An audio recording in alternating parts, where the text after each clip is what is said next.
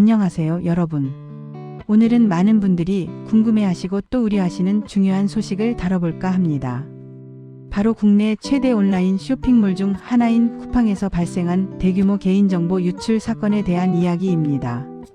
이 사건은 단순히 몇몇 개인의 문제가 아니라 사실상 쿠팡을 이용하는 거의 모든 고객에게 영향을 미칠 수 있는 심각한 사안으로 사회 전반에 큰 충격을 주고 있습니다.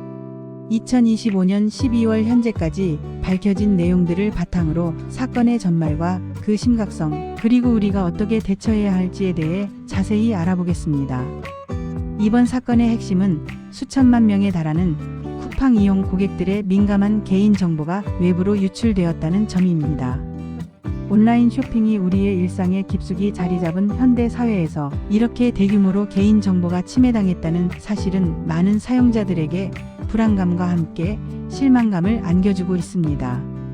이 사건은 단순히 기업의 명성에 흠집을 내는 것을 넘어 디지털 시대에 개인정보 보호가 얼마나 중요한 과제인지 다시 한번 상기시키는 계기가 되고 있습니다. 특히 주목할 점은 유출 기간이었습니다. 처음에는 2025년 11월 6일 오후 6시 38분경 쿠팡 회원 로그인 시 사용되는 일회용 암호인 액세스 토큰을 이용한 비인가 무단 접근으로 사건이 시작된 것으로 알려졌습니다.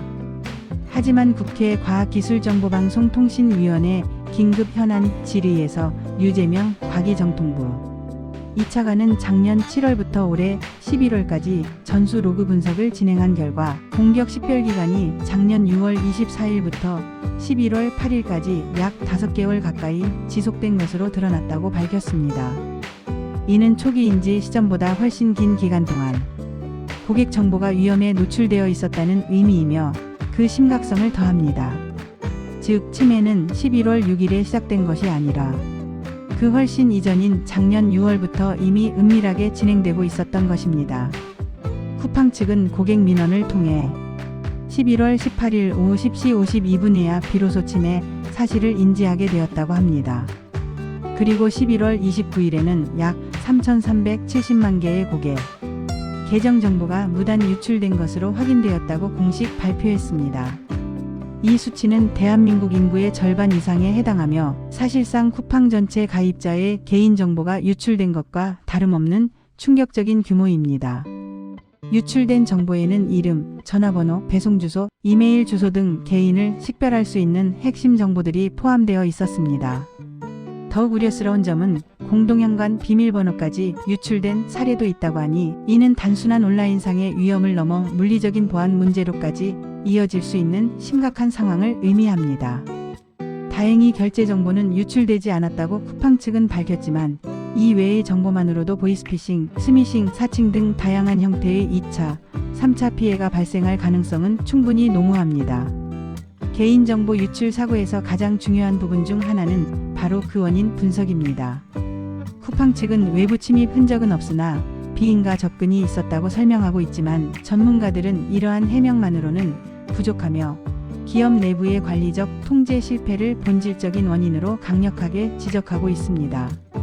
이번 사태의 가장 유력한 원인으로 거론되는 것은 퇴사한 직원의 계정 및 접근 권한이 장기간 방치되었다는 점입니다. 특히 퇴사 후에도 갱신되지 않은 토큰 서명키가 이번 사태의 주요 원인으로 지목되고 있습니다.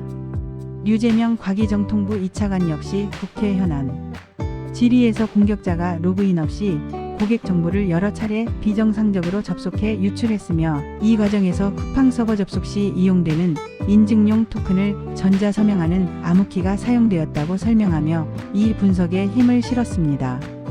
즉, 내부 시스템의 허점이 외부 공격자에게 악용된 것입니다. 이와 관련하여 중국 국적의 개발자가 퇴사 후에도 데이터 접근, 열쇠를 악용하여 개인 정보를 빼돌렸다는 의혹이 제기되기도 했습니다.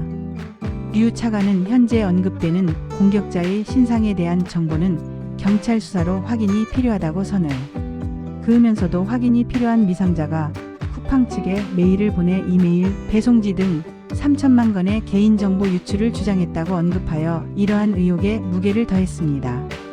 해외 서버를 통해 작년 6월 24일부터 장기간 비정상적인 접근이 있었던 것으로 추정되는 만큼 퇴사한 직원이 관련된 것일 가능성을 배제할 수 없는 상황입니다.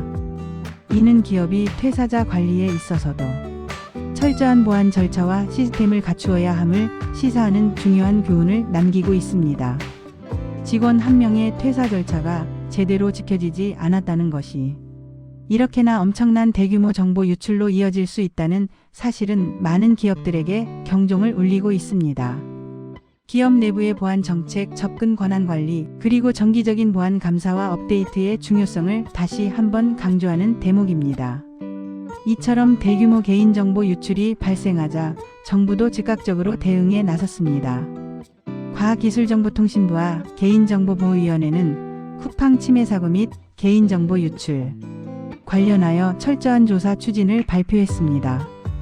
신속하게 민관 합동조사단을 꾸려 전면적인 조사에 착수하였으며 이는 국민들의 불안감을 해소하고 사건의 진실을 규명하기 위한 정부의 강력한 의지를 보여주는 것입니다. 정부의 철저한 조사를 통해 정확한 유출 경위와 책임 소재가 명확히 밝혀지고 유사 사건의 재발을 방지할 수 있는 실질적인 대책이 마련되기를 기대해 봅니다.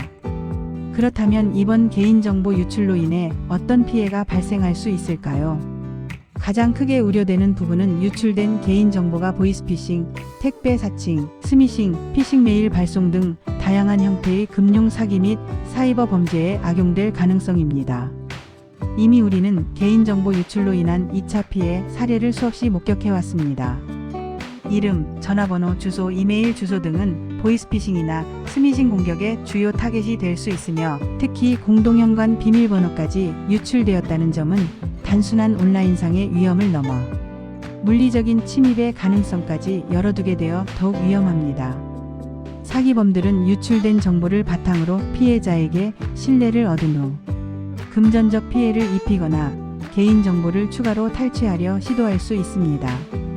이러한 대규모 개인정보 유출 사건은 기업에도 막대한 피해를 입힙니다. 당장 눈에 보이는 것은 쿠팡의 주가 하락입니다. 투자자들은 기업의 보안 리스크를 중요하게 판단하며 이러한 사고는 기업의 신뢰도와 가치에 직접적인 타격을 주기 때문입니다.